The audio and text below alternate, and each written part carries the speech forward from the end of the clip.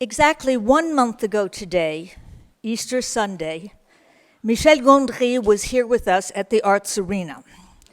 But he was up to his old tricks, and some of you might not remember his presence here because he has since erased it from your brains. What you might remember instead is my standing up here asking questions of Michel Gondry after having screened his film Is the Man Who Is Tall Happy? And then answering those questions myself, with welcome help from Ariane Rousselier. At the time, I thought that I was putting myself in a very daunting position. I was putting myself in Michel Gondry's mind, and that was indeed a daunting task. But today, standing up here again with him in the room, I realize that it's far more daunting to ask questions of Michel Gondry and have him respond. We might compare answers at the end or take a vote and ask whose answers you prefer or which Michel Gondry you prefer, me or the other one. Those of you who were not here at that Easter event by this point likely think that I've lost my mind. In an attempt to combat that suspicion, I would like to, and please forgive me, it was irresistible, be kind and rewind and start afresh my introduction of Michel Gondry. His filmmaking began, as many of you know, with music videos. His band Oui Oui, Björk, The White Stripes, Beck, Paul McCartney, Kanye West, Radiohead. He's made television commercials for major retail brands, Adidas, Air France, The Gap, short films and documentaries, and beginning in 2001, feature films, Human Nature, Eternal Sunshine of the Spotless Mind, for which he won an Academy Award alongside Charlie Kaufman and Pierre Bismuth for the screenplay, a film that has been called, I quote, sheer genius incarnate, and, quote, essentially flawless. Dave Chappelle's Block Party, The Science of Sleep, The Thorn in the Heart, The Green Hornet, The We and the I, Mood Indigo, Les Écumes des Jours, and of course, the film we screened 1 month ago as part of the festival L'Europe Autour de l'Europe, Is the Man Who Is Tall Happy? His conversation with Noam Chomsky.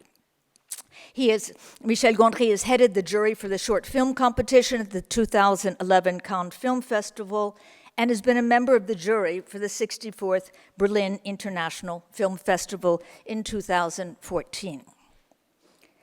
I have thus far hidden 3 biographical details, all regarding invention, which I will now reveal. 1. Michel Gondry's grandfather was an inventor, and Michel Gondry himself invented for a Smirnoff vodka commercial the bullet time technique that would later be adapted for the film The Matrix. 2.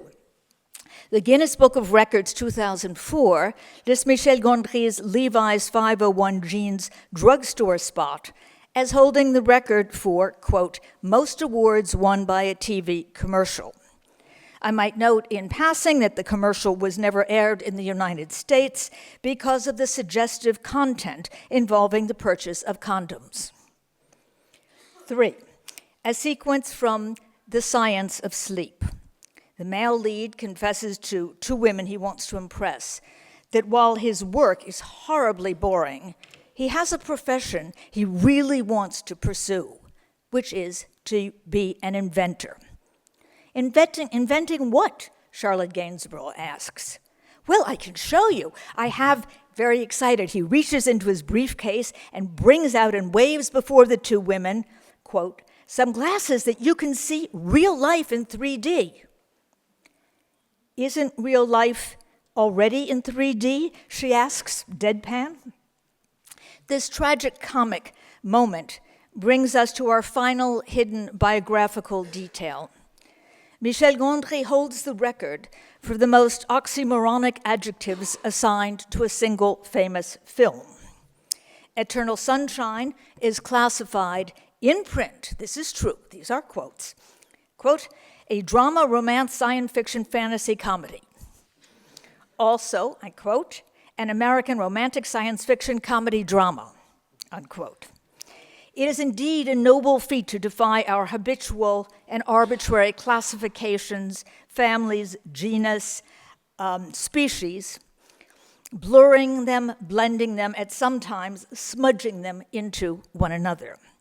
As one critic sums up, quote, his eccentric lo-fi take on mise-en-scène and visuals aren't just inventive. They have steadily made him into one of the most distinctive filmmakers working today. The Arts Arena is honored to present to you the man who has given us Lacuna Inc., Disastrology, and famously put in the mouth of Gael Garcia Bernal the words, quote, the brain is the most complex thing in the universe, and it's right behind the nose. He is also one of the rare mortals to have held his own with Noam Chomsky, Michel Gondry.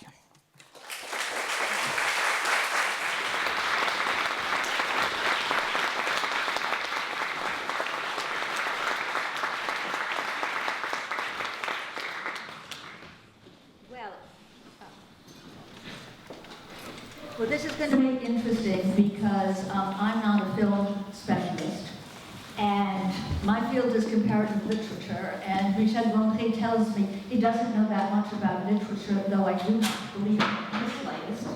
But we're going to have a cross-cultural conversation and then open it up for you to participate as well. I'd like to start by one question. You always say in interviews that you're very shy. But it takes a lot of guts to do the kinds of films that you do. I mean, all of us have wacky ideas, but to go from there, even if we had the talent, it takes real courage and nerve, no? Well, I think, is that working? Well, I think was that when I get in the shooting mode, I have a switch in my personality. I become more sort of like a machine, and I lose a bit of my shyness. I mean, and as well, if you ask me a question, I'm gonna, like, if I come in front of this nice crowd, and I must introduce myself and speak about myself without question, it's going to be very difficult for me. I would have no idea what to say. But if you ask me a question, I'm going to think of your question and think of the answer and just give you what it makes me think of. So it sort of help my shyness to erase a bit of my shyness. When you go in to shoot, do you know exactly what you're going to do, or do you let things just happen? Well, it's a combination. I think I need to have a solid structure, but I need to leave some space, some gaps, so accident can surprise me or the audience. And as well, I learned that in doing documentaries, where you take a camera and you have no idea what's going to happen. And you, especially if you shoot on film, sometimes it's a bit dramatic because you feel you're just wasting the film stock. And just by being patient, suddenly something happens. My first feature film, Human Nature, was a little too. I had done a storyboard on everything, and everything was a bit contrived because I had in mind to make a film like Fritz Lang or something like that, where everything is very planned. But of course, I'm not Fritz Lang, so it was a little stiff. After, for my second feature film, Eternal Sunshine, I changed my technique. I remember the holidays that followed it was sort of a failure, my first film. I filled up a notebook with all the problems, and then I turned the notebook and I put all the solutions to all the problems. And one problem was to leave space for the life.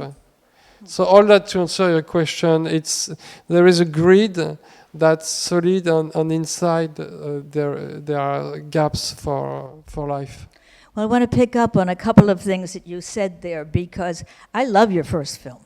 I love Human Nature. I think it is really fabulous. Thank And you. it's very referential. And in other words, you can see it. I don't know if this is deliberate or not. And that's really what I want to ask you about it, because you can see human nature and you can think of anything from Oedipus, because after all, the son kills the so-called father and ends up with the mother. You can think of Pygmalion, you can think of Tarzan, you can think of Bringing Up Baby, The Elephant Man, Frankenstein, Le Bourgeois Gentilhomme, etc., etc.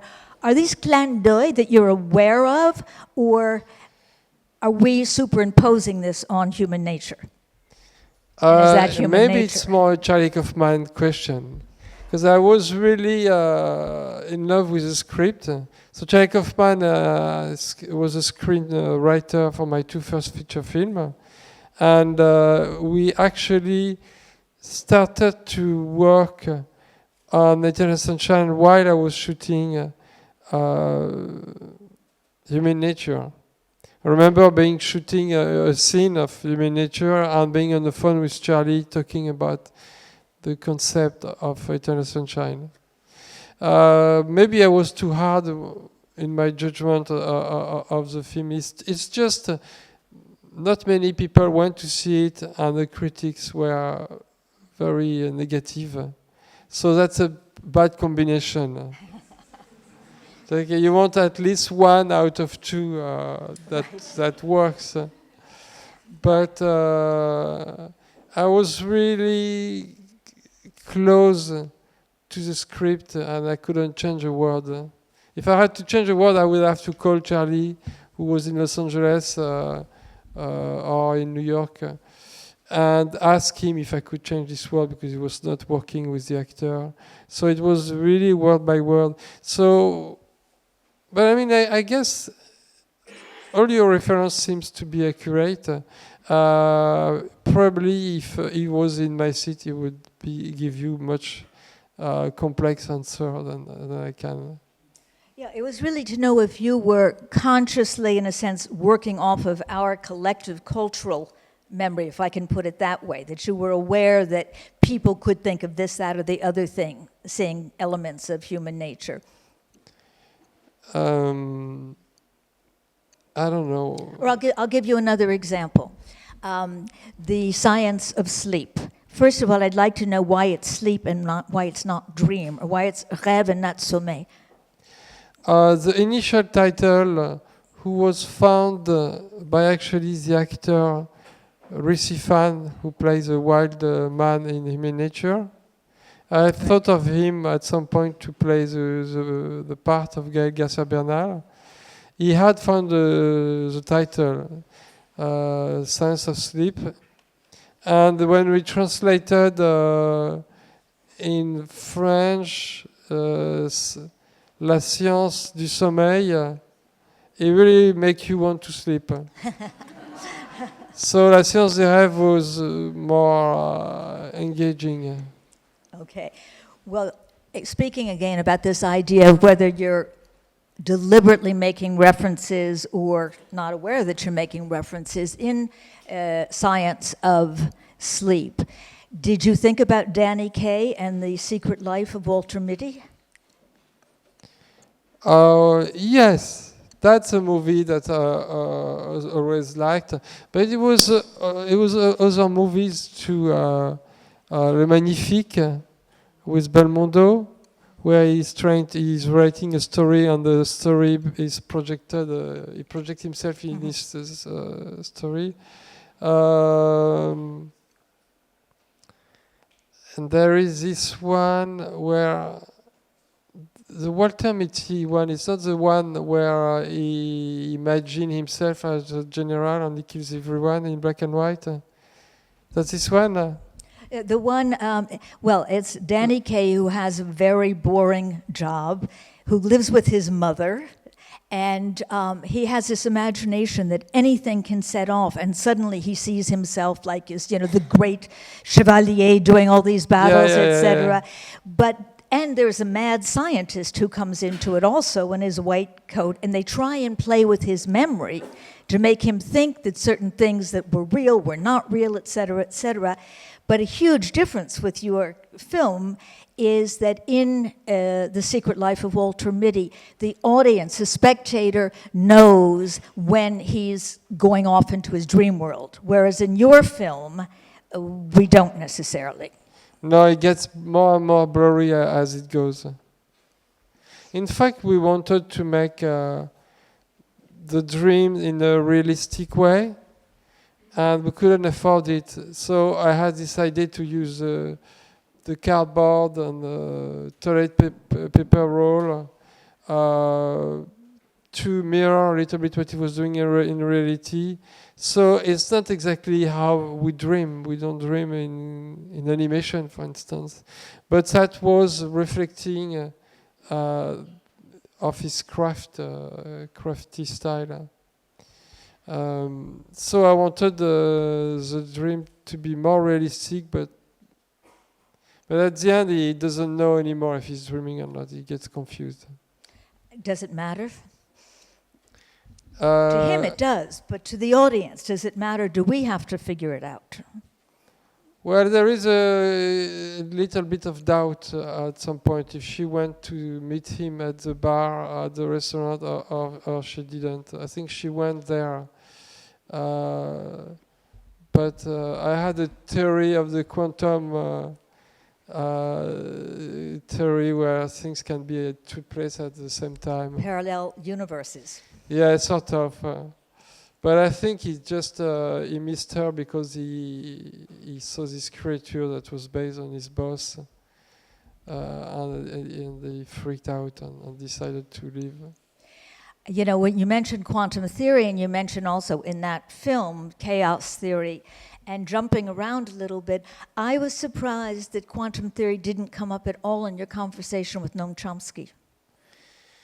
Well, I think on a scientific level we had enough with. It was the subject was of linguistic was vast enough. We talk a lot about genetics, and very little remains because we had to select part to make the film a normal duration. But we talk about a lot about genetics because it's really what makes the language, the way I think it works. Right. Genetic grammar, it's transmitted from generation to generation through genetics. Well, you mentioned about the way we dream, and I had the experience with some of your films. I don't know if other people have had the same experience, that I would watch the film and be laughing during the film, and when the film was finished, I was very sad. A kind of melancholy came in, and I asked myself, why? Here I'm laughing at this film. Why did I feel melancholy afterwards? And one of the things I thought about was that it was a little bit like when you wake up from a dream, that there's a world that you get a glimpse of that you can't go back to. Yeah. Does that... It happens to me all the time. And when I get up, I fall back asleep to continue the dream, and then I go open one eye and then I close it back, and I can come back like 2 or 3 times in the same dream. Do you like Alice in Wonderland? Yeah, sure. Because it's almost like, waking up and you can't go back down the hole. You can't get back to Wonderland. And I felt that this melancholy almost as a kind of a profound sense of loss, which brings me to one of the themes that is often in your films is the question of nostalgia and paradise lost. Yeah, the worst is when you dream about the girlfriend you were in love 10 years ago and she left you, and you're back with her in your dream. and then you wake up. That's Where is she? Where is she? that's terrible. Well, the Paradise Lost is obviously also the memory oblivion question, which is all over your films, and of course has a lot to do. We talk memory, you're talking mind. Where does your creative obsession, if I can put it that way, with memory and oblivion come from? Well, I think it comes from who I am. Who are you? Or is Alison one, who are you? No, I'm obsessed with oblivion. The getting older, I have some fear of dying, and I maybe I use creativity to try to push it back. Things sort of start again when they seem to be finished. I mean, it's hard to answer. That's my answer. You're saying all these key words that sort of jar something in me, and you said things, sort of start again, which in my associations takes us to remakes, which takes us to Be Kind, Rewind, which is very much about, obviously, do people all know the film? Okay, so we don't have to say what it's about. Oh, we're getting thumbs up from people there. But that's really also about the idea of recreation. You have kind of a birth and a death. You have like something, no, I don't want to say birth, you're recreating, so the birth is there. And at the same time, you have somebody like Fletcher saying, I don't believe in remakes in life or in movies. Can you go back? Damn, I don't remember this sentence. To me, it was simple. I wanted, it's an utopia. It's the idea that everyone can make films and that are more fun than the one they would rent or buy. And I had done few films, most of the film about feelings and dreams and what's going on inside the head. And I said it was probably my third film, I will use the real life to put my utopia in it, to make the utopia exist. So it's hard to imagine that could be possible. But I decided a movie is one of the reasons to make a movie is to project a world that would not happen in reality. So basically, and then I needed to find an excuse for them to have to remake all the film, and that's why all the movies, and that's why there is this absurd story about the magnetization. Yeah, but it's true that it's, of what I've seen at least, it's like your most joyous film. Instead of having like an individual, it's also a film that does not have a love story in it, a romantic love story. Yeah, there's a very little bit, but barely. Right, so that maybe that helps it to be joyful, and it's the community together, the utopia as opposed to the individual.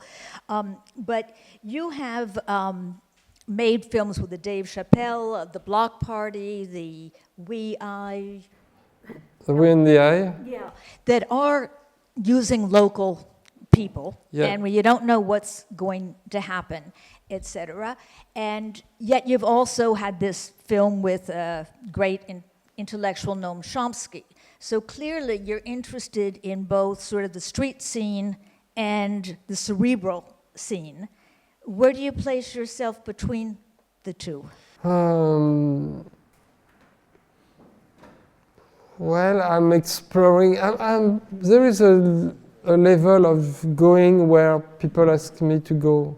Like for the Dave Chappelle Block Party, my agent wanted me to meet with Dave Chappelle, I went to see his show, and he told me this project he had to do concert with all the band he knew.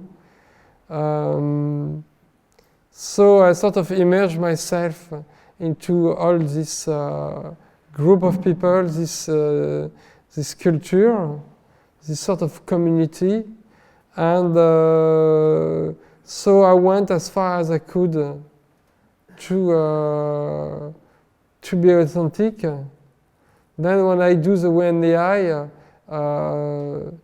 we created a workshop we made this, it was in South Bronx, a part that is very polluted and has a lot of issues.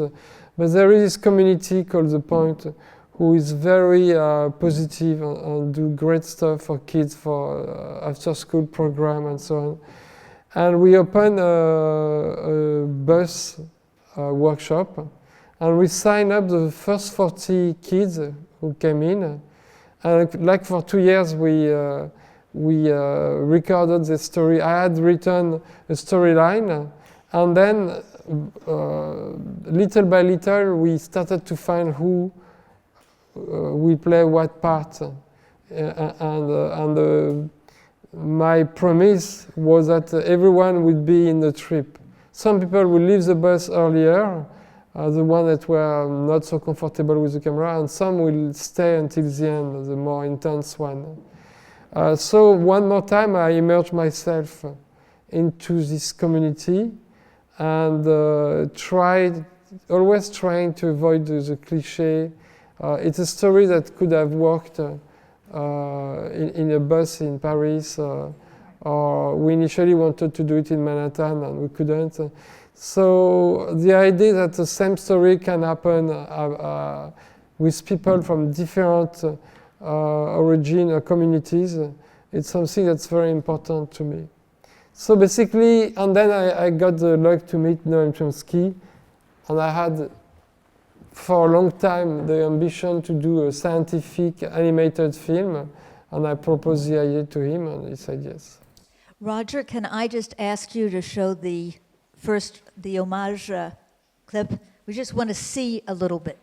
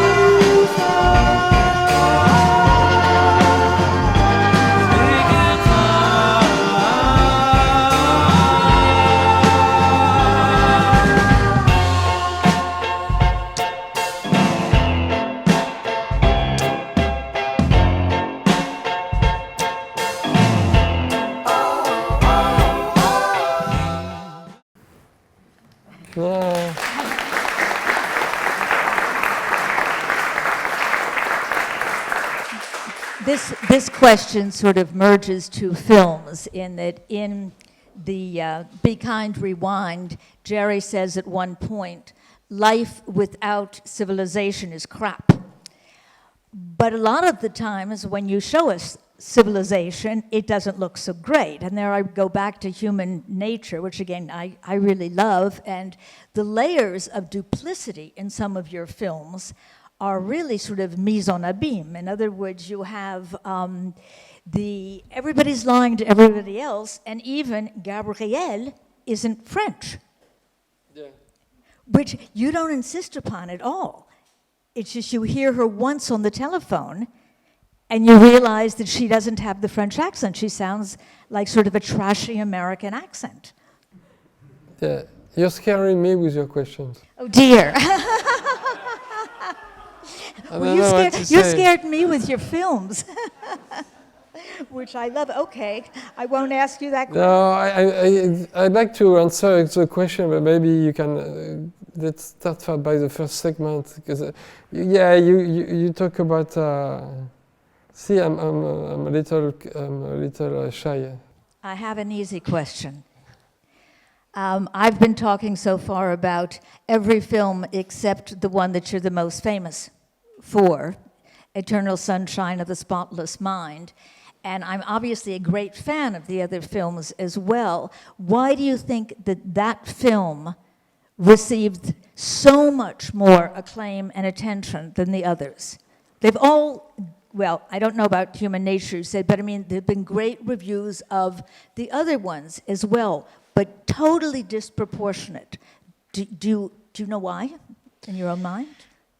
Well, if I think too much about it, I could feel a sort of failure to not. It's been 10 years, and sometimes I feel well, I should make another movie that make people forget about this one. But people keep coming back to me, telling me I like your last movie, but my favorite is Eternal Sunshine. It depends on the type of people. Some kids have no idea about this movie and are big fan of Beacon and Rewind or Green Hornet, and some they hate those movies and they like only Eternal Sunshine. I think the concept that came from Pierre Bismuth, the initial concept. Is a very, it's a combination. This concept is pretty solid and allows to do emotional exploration. And then Charlie Kaufman and his darkness and his sense of humor, on top of that, it's a very strong mix, I guess. And then it was a sort of science fiction film, but I didn't want to make it look like science fiction. I wanted to make it look like everyday. And even the technology looked a little dated. And there is two actors who give the best of themselves. I mean, Jim Carrey was better than ever. Kate Winslet is always great, but that was... She told me several times that, and she told other people that without this film she could still be doing a period movie in big dress and wigs and so on. So this film allowed her to be more in the present time, urban or not. And I don't know, it's a combination. It's interesting because Charlie was very reluctant on any visual effect, and I was pushing for a little bit more. And I think the combination of two different directions made was a good mix. Well, it sounds like you agree with the critics or the public in that sense. Well, it depends. Sometimes I find it a bit pretentious, maybe. just so I defend my other film. Sometimes people always refer to this one so much that I feel I didn't do it. Well, see, here you've been in an opposite situation because this is the first time I've referred to it. I've spoken of 4 other of your films. I know, but you keep this one for now to hit harder. No, actually, you answered one of the questions that I was going to ask you, which was, did you have to forget that film in order to be able to make another one? No, because I had already started to write The Science of Sleep which I nearly did before. To be honest, when I read the script of Sherlock of Mine, I said to myself, okay, I can't do that. It's too complicated. I don't understand most of the words. So I will do something much more at my level. I will do Science of Sleep. But then I'm glad. When we were preparing the film, I was so panicked that I was hoping I'm going to be a little irreverential. Irreverentious. I was hoping a second 9/11 would happen so I don't have to shoot it. Because I knew that if I didn't do it, Spike Jonze would have done it. Well, that's a good reason to do it. Yeah, I know, it's a very good reason to do it. But I was frightened to go and direct it. Yeah, no, I can understand that. I mean, it happens with writers as well when they have a big book to do something afterwards. What do you think of our move towards artificial intelligence, you who are so into brain function?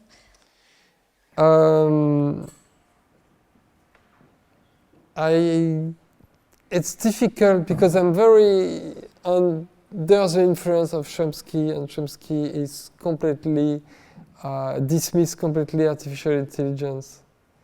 He said he really thinks there is no way a machine will ever equal a brain. Like the free will of a brain cannot be achieved by a machine. I think I see the brain like a creative tool, and I don't see that in artificial intelligence. But I don't know. I mean, I had this idea of a story, and that somebody would record all his life his thought in a digital box, and then when he would be dead, people, all his relatives, could keep talking to him through the box. Until they die. And yeah, until they die, yes. And then, yes, then it's lost. You've directed in French and in English, and you're very interested in language. Language acquisition is a big part of human nature, in again, science of sleep. There's the question of Gael Garcia Bernal learning French. What is it for you to direct in your own language as opposed to directing in a foreign language? Well, I was too shy to do a fully French movie in the beginning, and that's why I moved to Los Angeles and I looked for script. And then after, for my third movie, I came back in France and I started to feel, and it's the first film I wrote for the Science of Sleep, and then more lately, like the last movie I did, who comes out July 8th, it's completely written in French, and I felt very comfortable with writing in French. Would you go back to directing in English as well? Yes. Yeah, I hope so. I have some trivia questions, so you don't have to be afraid. One is that you sitting in the audience watching the Fats Waller movie? Yeah. Okay. And why Fats Waller? Why did I choose Fats Waller? He's a hero of mine. Like there is Duke Ellington, Oscar Peterson, I mean, many jazzmen, but Fats Waller had a sort of joy of life, and his humor is still very modern, very provocative. I don't know, I think he didn't grow up in Passaic, the New Jersey city, but he would have brought some joy there. Here's another trivia question. Why Sweden? Why not Norway or Finland? No, it's not.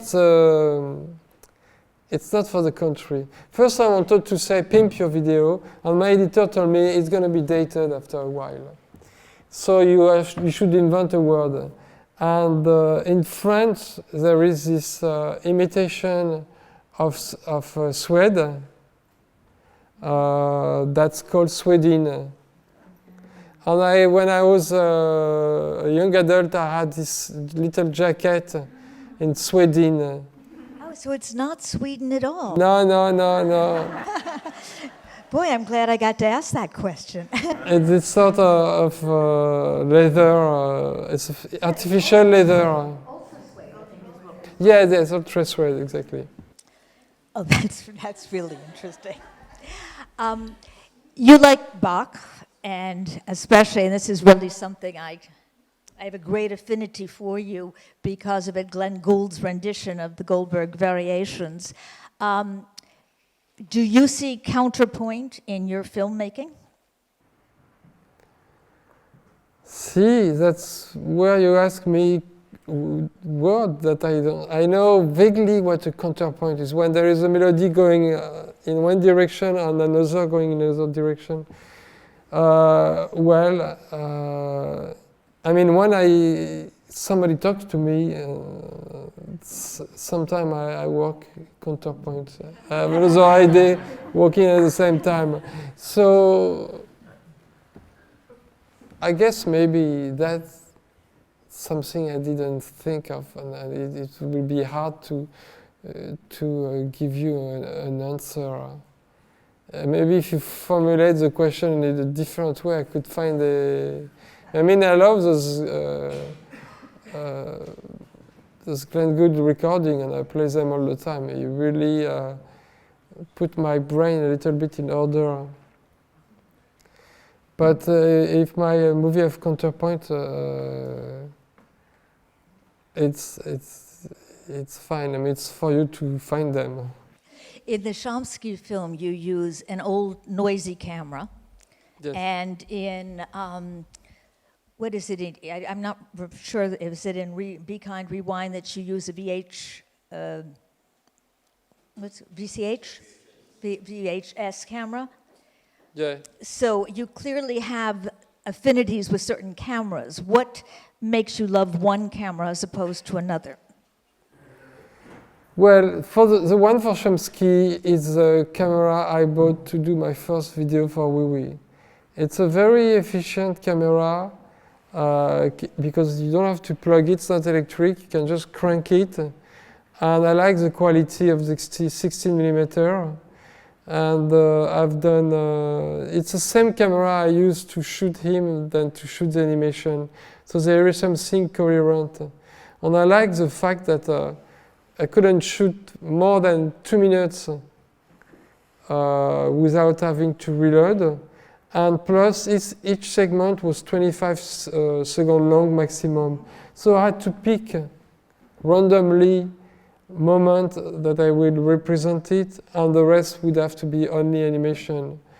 And I like this sense of commitment. So I don't accumulate dailies, and then in a dark room spend weeks to look for the good piece.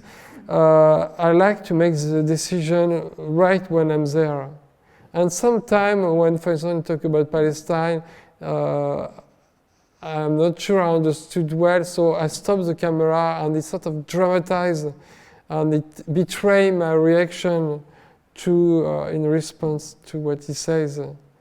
And as well, I needed to incorporate those clips because you could hear them in the sound because the camera is very noisy. As for Be Kind Rewind, it's an old video camera. We needed to do VHS because it could not erase the DVDs. It's a good reason. Roger, can you show us the clip from L'Usine?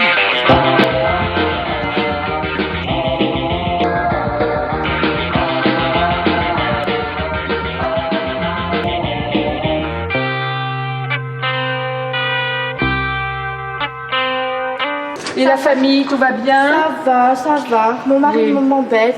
Normal, quoi. Bon, et les pointes, elles sont un peu sèches aujourd'hui, hein, Madame Geneviève. Hein. Oui, bah vous coupez un petit peu. Je coupe un petit peu et je fais le brushing bien lisse comme d'habitude. Bien lisse, hein. D'accord.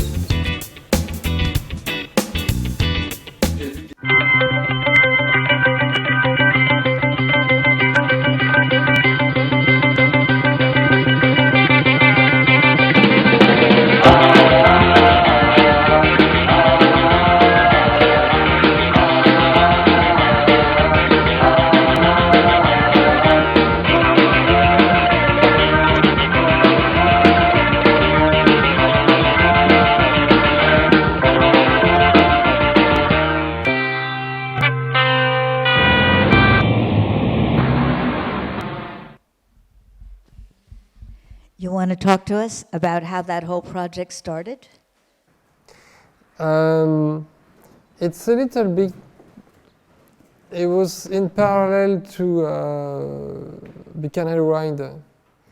After we did Buchanan Ride, I tried. I mean, there is many origins to this project, but one of those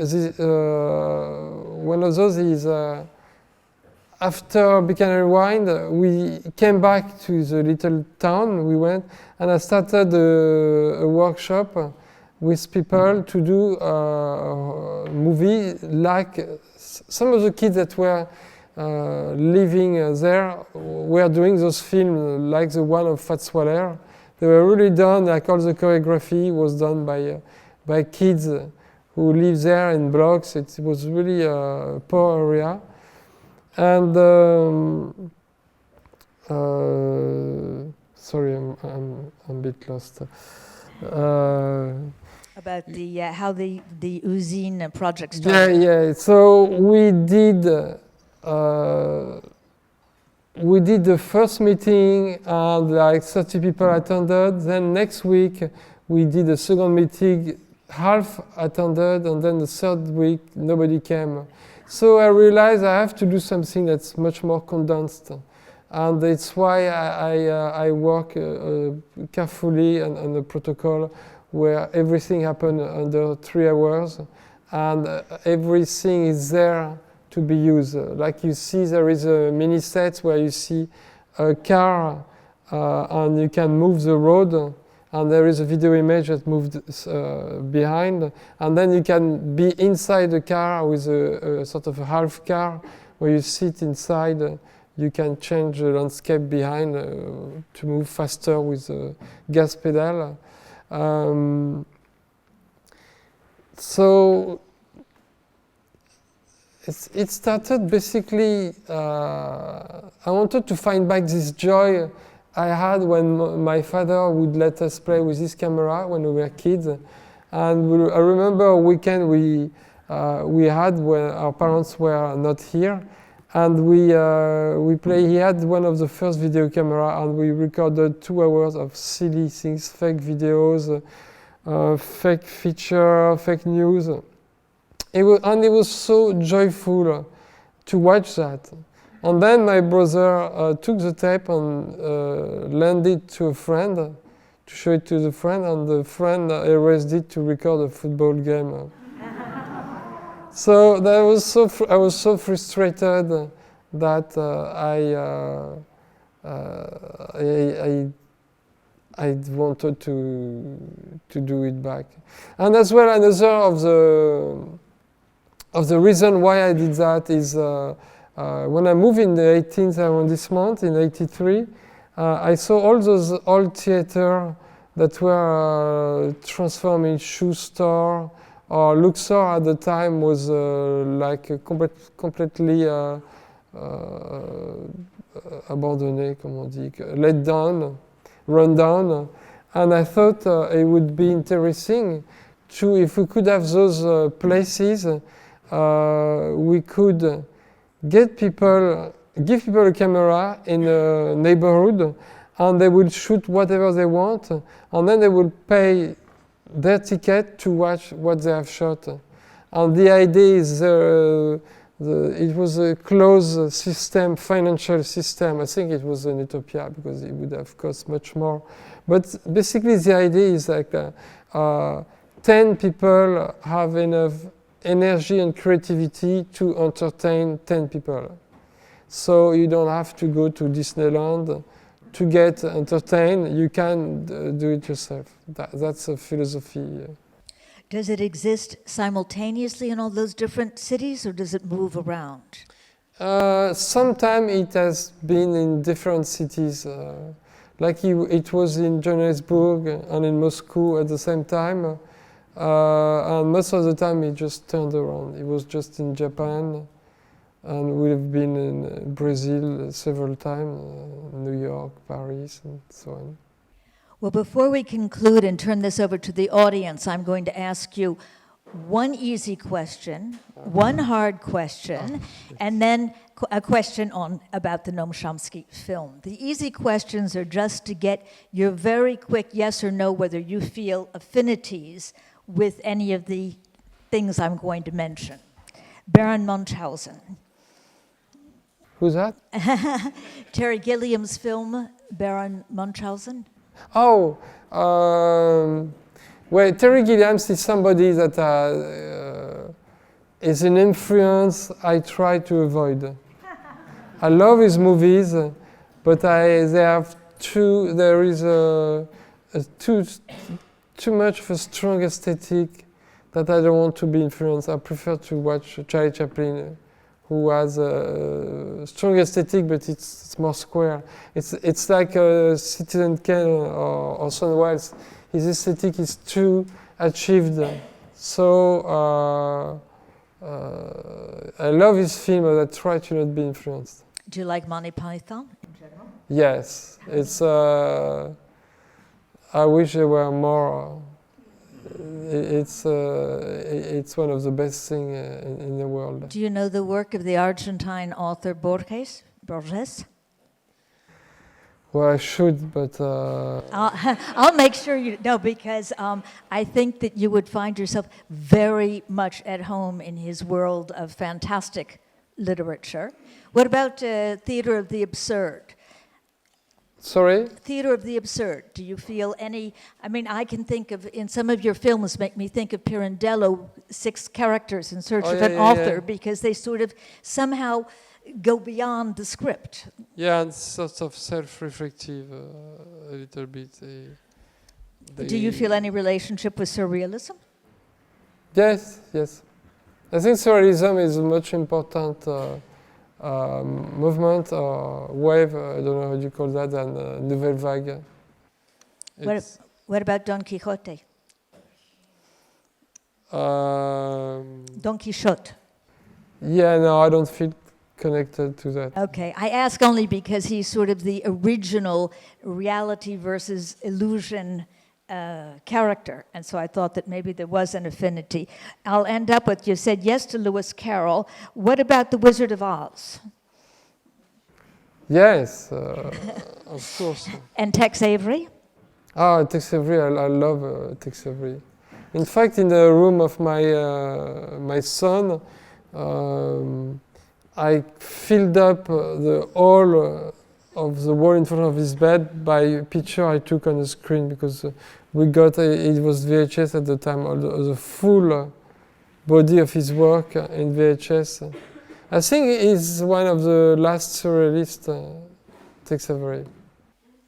Well, that was the easy question. The hard question, which can be easy if you answer no to the first part of it. No.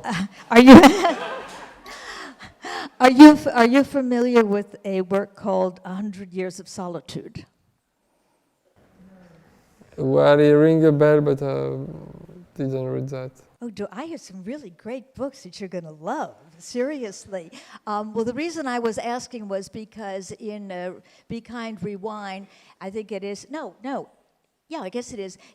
Jerry says at one point, we can make any movie we want. And of course, you made a movie out of the Boris Vian that everybody said could not be made into a movie. And 100 Years of Solitude, which is one of the best-selling works of the 20th century, also won the Nobel Prize for its author, Gabriel Garcia Marquez, has never been made into a movie, even though Garcia Marquez himself was very involved in film, especially in Cuba. So I was going to ask whether this was the impossible movie, or now that we're changing in terms of just talking about this idea, like with the usine, everybody has a camera, everybody can put something up on YouTube. How do you think that's going to change our approach to cinema, and will there be any movies that are impossible to make? Well, it seems now that all the big movies are movies about superheroes. The Marvel and the DC Comics are taking over, and like 8 movies out of 10 that comes out every week are this type of movie. It's very depressing. So that's what I notice the most. Okay, well then I'm just going to, this is a rewind, because I'm going to rewind to some of the questions I had about the film that we screened a month ago, Is the Man Who Was Tall Happy? And I'm going to take Noam Chomsky's approach, who says that what's really important to ask in science as well as in life is why. So I wanted to know, you say that Noam Chomsky is the most important living thinker in the world. Pourquoi? No, I didn't say that. It's a quote. I mean, I may think it, but I don't think I wrote it or I said it. I think it's a quote from. It's a quote that it's an irony, because the quote that is used the most, and it's from an article that the second part of the sentence says, why is he such an American hater? And they always use the first part to put in the back of the book. So that's why I use this sentence, but it's not from me. Oh, okay. Sorry about that. You explain in the movie, at the end of the movie, you explain the title. But why did you choose that as the title? Because when Chomsky take example to explain the generative grammar, he takes sentences that have no real meaning, and he takes them randomly to make his point. So I just thought this one was sort of meaningless and still charming, and then you could imagine for 5 minutes what he's trying to say, and he's trying to say nothing except the idea that the kid is taking the right ease and put it in front, and that's one of the first steps to enter the logic of the generative grammar. But I like the sentence, and at some time he would write something about Nixon and something really hardcore politics just to make his point, or sometimes it's completely meaningless sentences. Well, actually, when you say about the politics, one of the things that's really surprising about the film for an American is we know Noam Chomsky not just as the father of generative grammar, but also as a real political activist. And your film shows an entirely different side of him. Maybe nobody ever thought to ask him the personal questions before, but it's really a very different kind of grandfatherly, personally vulnerable in terms of the loss of his wife, Noam Chomsky. What made you decide to take that angle, to look sort of at the man as opposed to his work or his actions? Well, his political activism is very prominent on the internet or in books, of course. It's very easy to, people are aware of it, and it's probably the most important work he does. But I think his scientific work is much difficult to find and difficult to read. I mean, when you read a book about generative grammar, let's say a scientist become an S, or English professor become EP. So, and I have a terrible memory. So after this page 10, there is all this MS, PDP. I mean, that's a very trivial example to show you how it's very hard to penetrate those books. So I thought, if I go to him like a pupil, like I'm a beginner, and I ask him question honestly, and I ask him to explain me better when I don't understand, maybe some other people are as stupid as me, could share his way of thinking of that. And as well, I always wanted to do a scientific documentary with animation. I could have made something on astronomy or physics. I started with a physician who was explaining me in detail how fire works. So I was really more into that. Well, I have to say, I started out talking about you have to have a lot of guts to do what you do. I would think that to propose to Noam Chomsky to do a movie about him where we don't see him on full, plain frame very often, where we hear his voice and you're being very active drawing, that takes a lot of guts, no? No, I think that's his problem. He doesn't like, that's the only documentary on him that he watched, and he watched it even 2 or 3 times. He showed it to his friends and so on, because he has no interest to see himself in close-up for 2 hours. So that was more an advantage for him to ask. And I showed him a little animated test I had done. He liked it. And I felt that the complexity of his theory could be, I could not, in terms of my expression, I could never compete to that. But the animation, it's 25 or 12 drawings per second. So it's still a lot of information. So I thought to myself, maybe I could have some leverage with the complexity of his thinking process.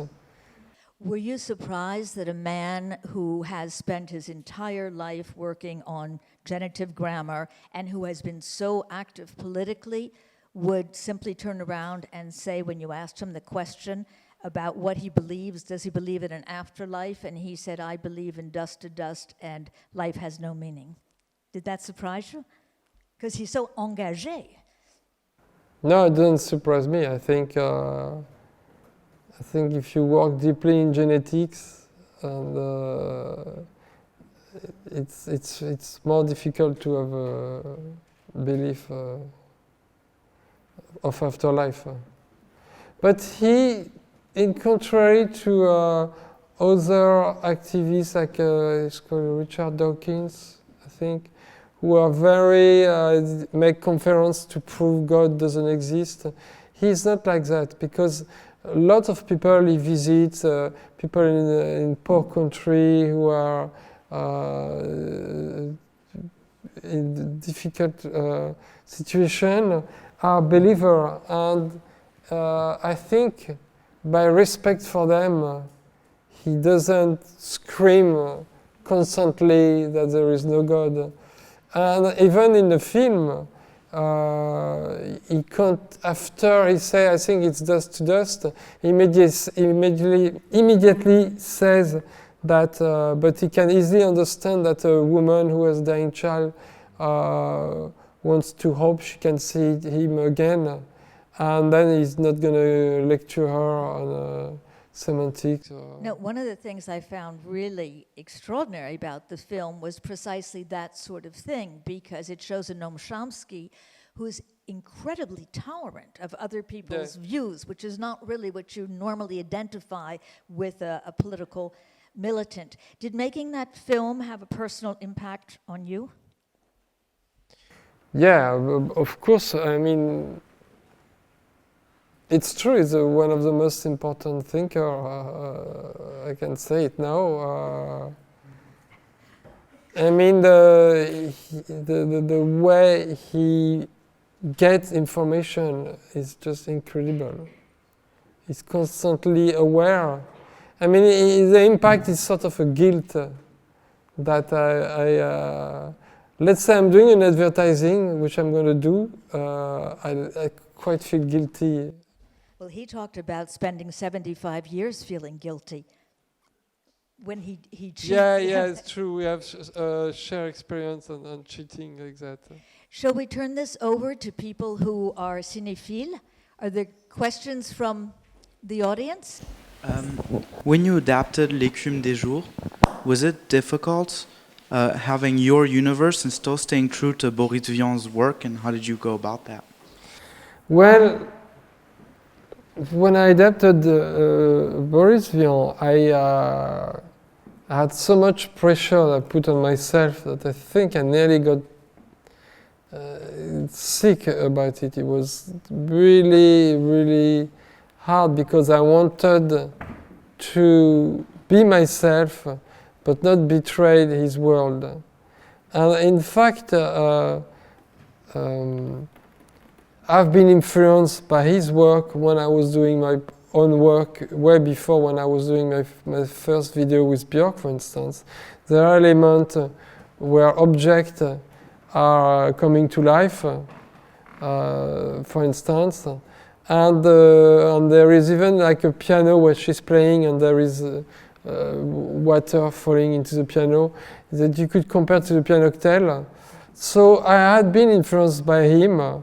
So I thought that I could use those ideas that was coming from me but influenced by him. But it was really, it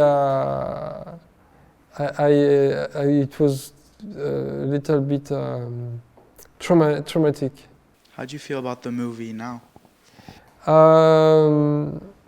I don't know. I think I like the end the best, when it gets really dark. There is a shorter version we did for some countries. First, I like the shorter version better, but I think now I like the old one better. But I don't know. Est-ce qu'il y a un film qui n'est pas le vôtre, qui est votre préféré? Le premier film que j'ai vu s'appelle Voyage en ballon de Albert Lamoris, où c'est juste un grand-père et son enfant qui voyagent au-dessus de la France dans la nacelle d'un ballon. Je dirais que c'est celui-là. Je l'ai vu en premier, puis je le revois tous les ans et à chaque fois je l'aime autant. Merci beaucoup. Maintenant, on va boire. We're going to toast too. Merci.